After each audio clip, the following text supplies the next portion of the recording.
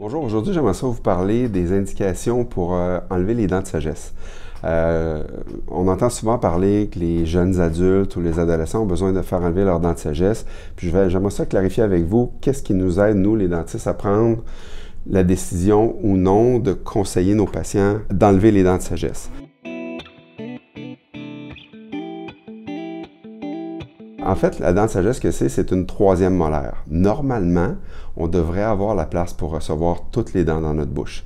La troisième molaire, dans le fond, c'est... On a toute notre rangée de dents, puis la dernière dent qui doit pousser en arrière, les molaires sont un petit peu plus grosses que les autres, ces dents-là. Puis bon, on a une première molaire qui arrive vers l'âge de 6 ans à peu près, une deuxième molaire qui arrive vers l'âge de 12 ans, et une troisième molaire qui arrive au début de l'âge adulte. C'est pour ça qu'on l'appelle la dent de sagesse. D'ailleurs, théoriquement, ça devrait être le moment où on devient un petit peu plus sage, mais bon, il reste à valider tout ça. Pourquoi on voudrait les enlever? C'est surtout dans le contexte où on pense que de garder la dent de sagesse pourrait nuire au reste de la dentition. Je m'explique. Les dents n'ont pas toujours la possibilité de pousser à cet endroit-là par manque de place. S'il n'y a pas assez de place pour que ces dents-là poussent, le fait de garder les dents de sagesse incluses, ça peut amener certains problèmes. En fait, la dent peut pousser, mais rester partiellement recouverte de gencives. On appelle ça une dent semi-incluse. Le problème que ça peut amener, c'est que ça fait une crevasse gingivale autour de la dent qui est très profonde et très difficile à nettoyer. Peut arriver des fois que ça s'infecte. Donc ça, c'est la première indication.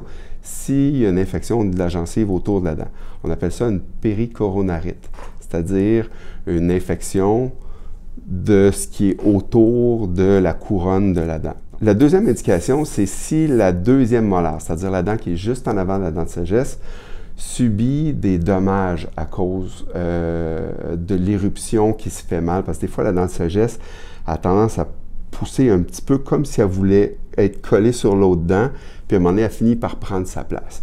Bon, si par exemple, la dent de sagesse, elle reste coincée, puis elle finit par pousser, mais au lieu de prendre sa place, elle finit par tourner, ça crée un vide entre la dent de sagesse qui est encore en dessous de la gencive et la dent qui est à côté. Puis ça, c'est extrêmement difficile à nettoyer. Ça peut causer des caries non seulement à la dent de sagesse, mais aussi à la deuxième molaire. Et vu que la dent est très basse, la carie que ça cause, c'est très bas sur la racine de la dent. Ça peut créer la perte de la deuxième molaire d'essayer de tolérer la troisième molaire, la dent de sagesse. Donc, à ce moment-là, ça serait un contexte qui nous pousserait à enlever cette dent-là. Si la dent reste complètement incluse, là, à ce moment-là, on a une décision à prendre. Il peut effectivement y avoir quelque chose de mauvais de laisser une dent de sagesse incluse, même si elle est complètement incluse puis qu'elle ne touche pas à la dent d'à côté. C'est-à-dire que toutes les dents ont un genre de petit sac autour de la dent qui résorbe les tissus environnants pour faire en sorte que la dent fasse éruption. Donc ça, on appelle ça un sac folliculaire. Ce sac-là, son but, c'est d'aller gruger ce qu'il y a autour pour que la dent pousse. Si la dent n'a pas de la place, le sac folliculaire et la dent vont rester sous la gencive et ce sac-là peut se transformer en kyste et déformer les structures qu'il y a autour. Donc, si c'est possible, on va chercher à enlever la dent pour éviter que ça arrive, ça cause des problèmes un petit peu plus tard. En fait, une dent de sagesse, c'est toujours plus facile à enlever quand on a 16, 17, 18 ans que quand on a 35, 40, 45 ans. Donc, c'est pour ça que ça va faire partie de notre prise de décision.